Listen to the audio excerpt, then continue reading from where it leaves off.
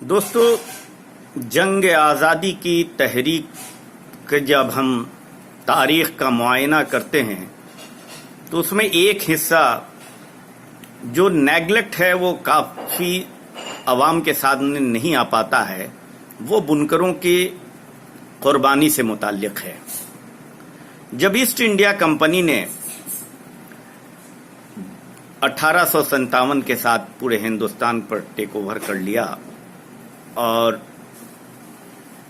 जो महसूल की जिम्मेदारी उसने थी उससे पहले ही लिया था।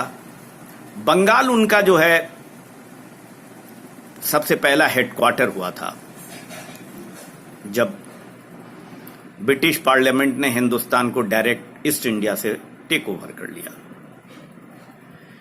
जिस वक्त बंगाल में उन्होंने हेडक्वार्टर बनाया उस वक्त बंगाल हमारा हिंदुस्तान का बहुत ही फलता फूलता, बहुत ही इंडस्ट्रियलिस्ट, जिसको कह सकते हैं इंडस्ट्रियल एस्टेट था बंगाल।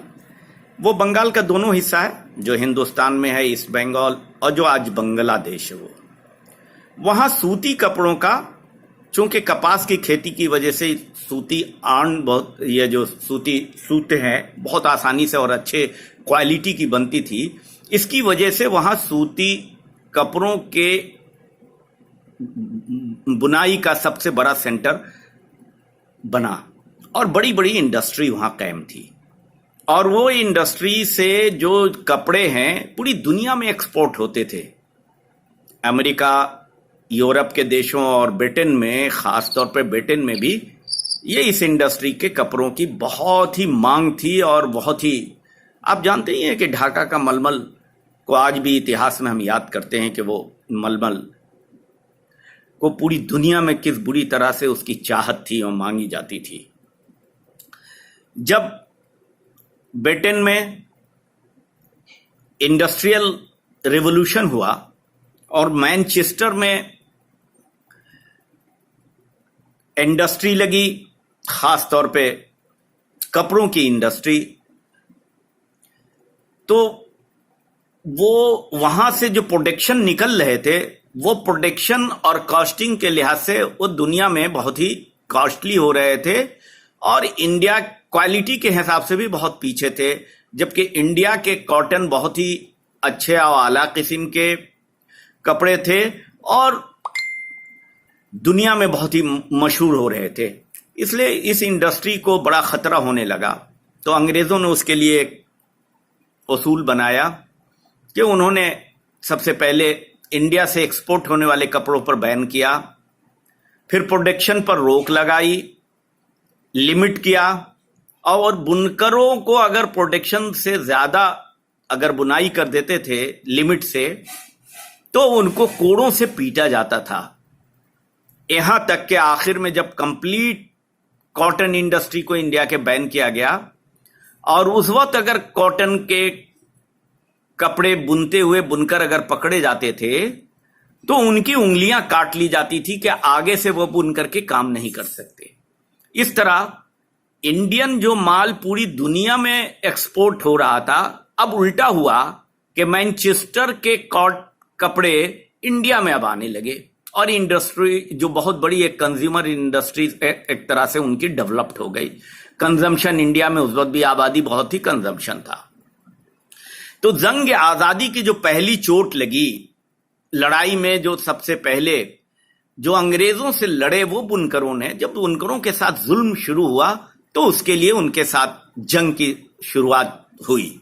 और इसी जंग के सिलसिले में बुनकर और ओबीसी तहरीक ने जन्म लिया, इसलिए कि जो हमारे अपर कम्युनिटी के लोग उस वक्त, जो मुस्लिम लीग की क़यादत जिनके हाथों में थी, जागीरदारों और जमींदारों के हाथों में थी, उनका रवैया भी हिंदुस्तानी हिंदुओं की तरह जात पात के बुनियाद पर, जुल्म और सितम के बुनियाद पर था। उनका भी रवैया वही था, कोई मुस्लिम होने की वजह से फर्क नहीं था, बल्कि कई जगह कहते हैं कि उनका रवैया हिंदुओं से भी ज्यादा खराब था। तो उस वक्त उन्हें, उनके साथ कोई आवाज भी उठाने वाले बुनकरों का नहीं था, बल्कि उन बुनकरों को जलील तरीन समझते थे। अजलाल और अशराफ की का फर्क पर बहुत ही छूत छात और जिस तरह से नफरत कर सकते थे वो नफरत करते थे। उनके लिए हमदर्दी की उनके पास कोई गुंजाइश नहीं थी।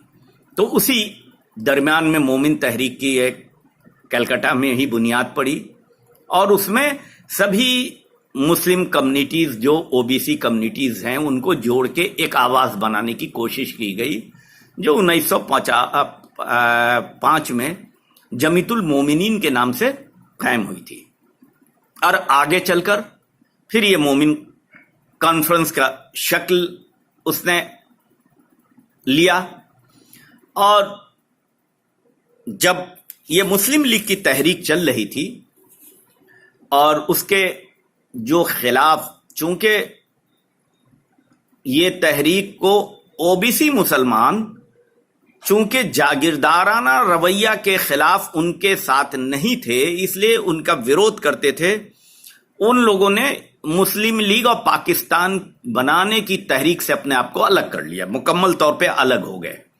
अब अलग होने का नतीजा ये था कि उनके जुल्म का शिकार ये मुस्लिम होने लगे।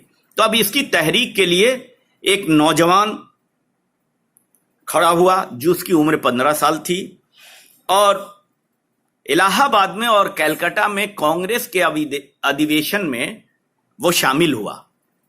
उसका नाम अब्दुल कय्यूम अंसारी था।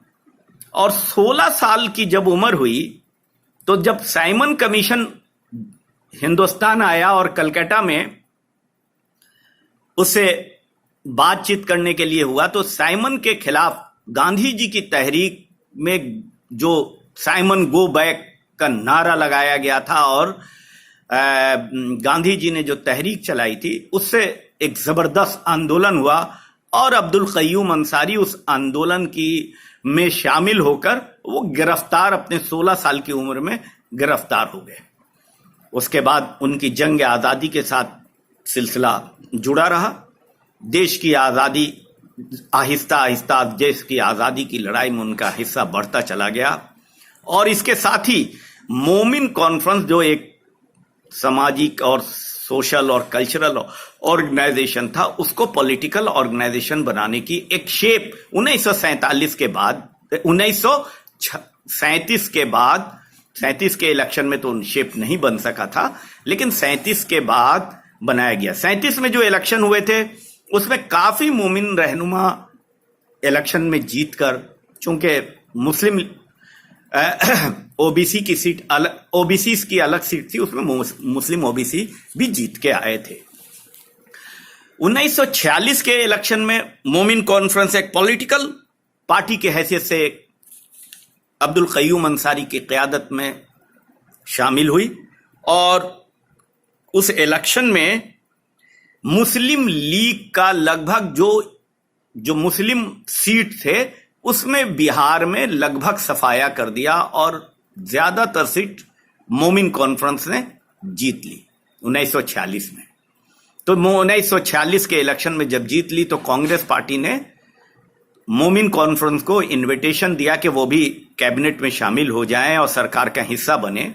और अब्दुल कय्यूम अंसारी साहब सरकार के हिस्सा बने और उनको एक अच्छी एक डिपार्टमेंट की जिम्मेदारी दी गई। 1947 के 46 के बाद की सरकार के बाद, उसके बाद आजादी के बाद वो लगातार 1967 तक, अपनी मौत तक वो मिनिस्टर रहे, बीच में राज्यसभा के भी सदस्य रहे। मोमिन कौन आज का दिन बहुत ही अहम इसलिए है कि आज 1 जुलाई है और 1 जुलाई अब्दुल कय्यूम अंसारी साहब के यौम पैदाइश है।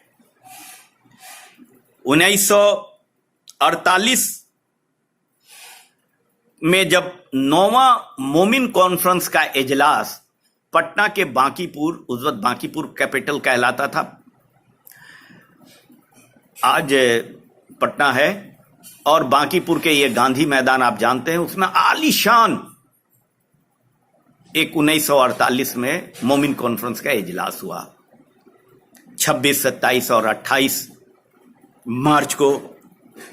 और मोमिन कॉन्फ्रेंस के सदर की हैसियत से अब्दुल क़य्यूम अंसारी ने देश की आज़ादी को और देश की आज़ादी में अपने बुनकरों की कुर्बानियाँ, ओबीसी की कुर्बानियाँ, मुस्लिम लीग के जुल्म और हिंदुस्तान में फिर से और उस वक्त फिर से जो ये मुस्लिम जो बचे हैं, जो आज़ादी के बाद वो पाकिस्तान नहीं गए या जो मुस्लिम लीग के साथ जुड़े थे, उनके लिए एक नया लाहे अमल बनाया। गांधी जी को याद किया गया। गांधी जी की उस वक्त तक हत्या हो गई थी, जिसकी वजह से कुर्बान हो गए थे। गांधी जी को भी बहुत याद किया गया कि गांधी जी का भी ओबीसी मूवमेंट को डेवलपमेंट में बहुत बड़ा हिस्सा था। जब साइमन कलकत्ता में आंदोलन कर साइमन लोगों से मुख्तलिफ लोगों से बात कर रहे थे, तो मुस्लिम लीग ये कहती थी कि मुस्लिम लीग का जो मुसलमानों का लीडरशिप है, उसकी मुकम्मल तौर पे जो रिप्रेजेंटेटिव है वो सिर्फ मुस्लिम लीग है। और कांग्रेस का दावा था कि नहीं, मुस्लिम लीग अकेली नहीं दावेदार बन सकती है। उसकी खास वजूहत थी कि सरहद पे सरहदी गांधी वो मुस्लिम लीग के खिलाफ थे, जंग लड़ रहे थे, कांग्रेस के साथ वाबस्ता थे।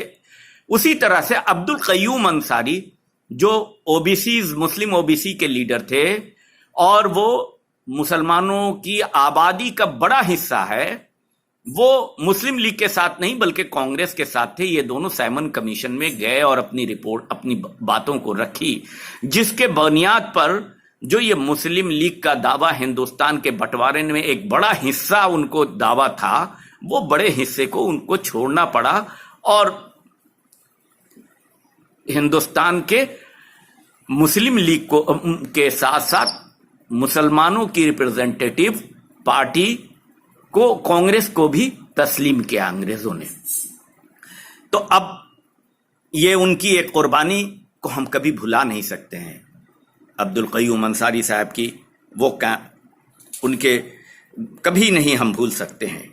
इसके साथ ही जो आज़ादी के बाद ओबीसी रिजर्वेशन की बात है, जो पहली कमीशन बनाई गई, उसमें बहुत बड़ा उनका योगदान था। जो बिहार में पहला कमीशन बना था और उस कमीशन में रिपोर्ट के बुनियाद पर ही मंडल कमीशन ने रिपोर्ट की। चूंकि आपको याद होगा कि आज़ादी के तैब में जब अंबेडकर संविधान की सब कमेटी, कॉन्स्टिट्यूशनल कमेटी के मेंबर के कन्वेनर की हैसियत से संविधान की रचना कर रहे थे, तो वो उन्होंने जो दलित और भाइयों के लिए रिजर्वेशन का एक प्रावधान उन्होंने कांग्रेस से मनवा लिया था और गांधी जी उसके हक में थे और नेहरू और पटेल भी इसमें साथ साथ थे। तो वो उन्होंने इनविटेशन दिया अंबेडकर ने कि वो कम्युनिटी जो मुसलमानों की भी दलित कम्युनिटी है, यानी वही काम करती है जो काम हिंदुओं की दलित कम्युनिटी करती है, वैसे लोगों को भी रिजर्वेशन के दायरे में शामिल किया जाना चाहिए। लेकिन उस वक्त बड़ा हंगामा हो गया। जितने जमींदार, जागीरदार, पार्लियामेंट के मेंबर थे, कॉन्स्टिट्यूएंट असेंबली के मेंबर थे, उन लोगों ने हंगामा खड़ा कर दिया। उन मुसलमान क़यादत ने हंगामा खड़ा कर दिया, जो उनकी अकल उस वक्त सही नहीं थी कि इस्लाम के अंदर छुआछूत नहीं है, इसलिए हम रिजर्वेशन नहीं लेंगे। इसलिए कि रिजर्वेशन का बेस सोशल न्याय, सामाजिक न्याय और छुआछूत का एक बुनियाद था। लेकिन ये कहने की बात है, हिंदुस्तान की सोसाइटी में उस वक्त भी जात पात पाई जाती थी और मुसलमानों में आज तक जात पात पाई जा रही है, इससे कोई इनकार नहीं कर सकता है।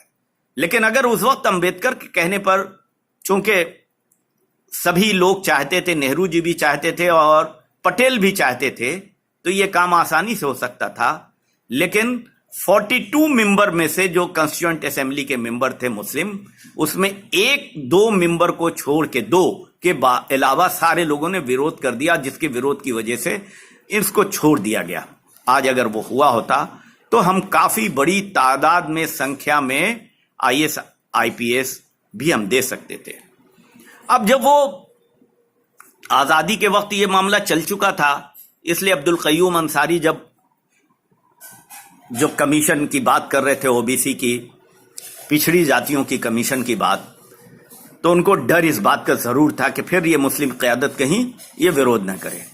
लेकिन बड़ी एहतियात के साथ ये मुगेरी लाल आयोग ने काम किया और रिपोर्ट सबमिट हो गई। रिपोर्ट जब सबमिट हो गई तो उसको रिजर्वेशन लागू करने में काफ़ी दिन हुआ और लागू करने के बाद काफ़ी हंगामा भी हुआ। लागू हो नहीं पाया, कोर्ट के चक्कर में चले गए। कोर्ट ने फिर उसमें अमेंडमेंट किया, 27% रिजर्वेशन में, इकोनॉमिक बैकवर्ड को 3% और फॉरवर्ड को 3% और 3% महिलाओं को देके 21% रिजर्वेशन की बात हुई। मंडल आयोग की रिपोर्ट भी ऐसी पड़ी थी। वीपी सिंह किसी भी कारणों से, लोग कहते हैं कि कुछ पॉलिटिकल कारणों से, लेकिन कोई भी कारणों से अगर मंडल आयोग की रिपोर्ट को उन्होंने एक्सेप्ट किया, जिससे मंडल आयोग जो सेंट्रल गवर्नमेंट में केस जॉब में भी रिजर्वेशन का मामला था, वहां से शुरू हुआ। लेकिन ये लोगों के पास बहुत पता चल नहीं पाया, एकाएक सब चीज जब इंप्लीमेंटेशन होने लगी तब पता लगा।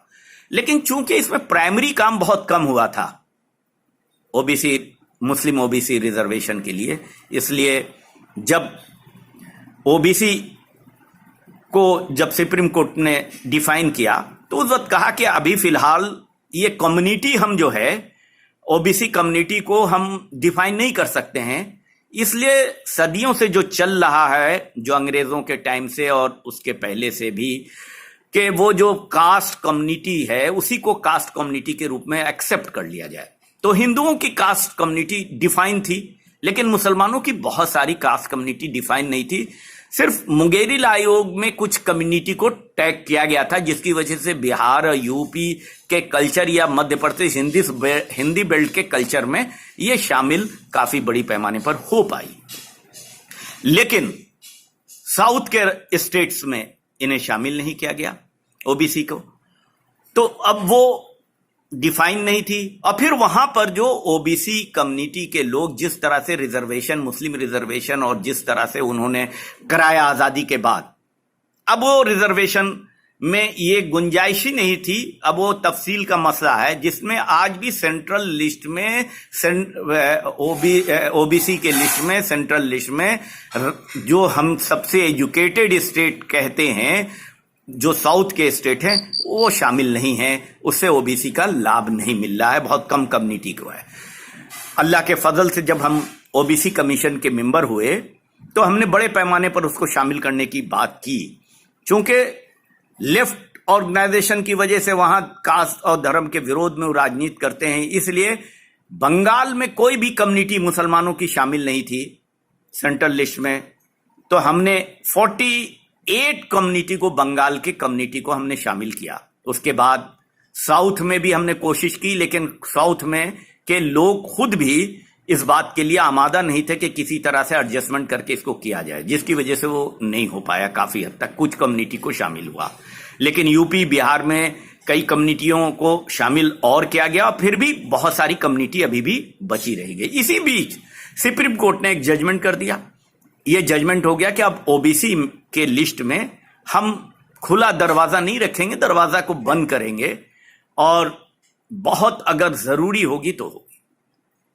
इन द मीन टाइम हम लोगों ने कुछ जो हमारी कमीशन थी उसने रिकमेंडेशन करके भेजा, जो सरकार को नोटिफाई करना था। कमीशन को कास्टों को चयन करने में, लिस्ट में शामिल करने के लिए पूरा हक था। जब नई सरकार आई, यूं तो मोदी जी ओबीसी के कांधे पर चढ़ के आए कि ओबीसी हैं, लेकिन उन्होंने वही जो सब तरफ किया वही ओबीसी के साथ भी किया। उन्होंने एक नारा दिया कि ओबीसी को हम कॉन्स्टिट्यूशनल पावर देंगे, और उसके लिए उन्होंने भंग कर दिया। कई सालों तक ओबीसी कमीशन भंग रहा, उनके 3 साल से ज्यादा का अरसा भंग रहा। अब भंग रहने के बाद जो कॉन्स्टिट्यूशनल पावर देने की बात की गई, तो वो सिर्फ कॉन्स्टिट्यूशनल वो पावर उन्होंने उस कमीशन को इस तरह से दे दी कि आप हेयरिंग के सिलसिले में, वो कोई कंप्लेन की हेयरिंग के सिलसिले में, जो ओबीसी को असली पावर था कि कास्ट कम्युनिटी को चयन करने का पूरा अधिकार उस कमीशन को था, और सरकार को सिर्फ उसका अधिसूचना निर्गत करने का अधिकार था। तो वो काम रुक गया। अब वो काम उन्होंने अपने हाथ में ले लिया, केंद्र सरकार ने ले लिया। अब खोखली कमीशन बन के रह गई है, तो अब वो भी नहीं आप कर सकते हैं। अब तो केंद्र सरकार ही किसी कास्ट को शामिल करना या जोड़ने या हटाने का काम करती है। और उनका रवैया आप जानते हैं, इसलिए अब मुसलमानों की कोई कम्युनिटी शामिल होगी इसकी उम्मीद और आशा नहीं है, और न हिंदुओं की होगी, कि चूंकि उनकी राजनीति जो है जहां नागपुर से आइडियोलॉजी से चलती है, उस आइडियोलॉजी में माइनॉरिटी, दलित और ओबीसी की कोई गुंजाइश नहीं, बराबर कंफ्यूजन आता रहता है। तो मैं आज ओबीसी रहनुमा अब्दुल कय्यूम अंसारी के आज यौम पैदाइश पर उनको हम दिल के अथाह गहराइयों से याद करते हैं और उन्हें खराज अकीदत पेश करते हैं। बहुत बहुत शुक्रिया।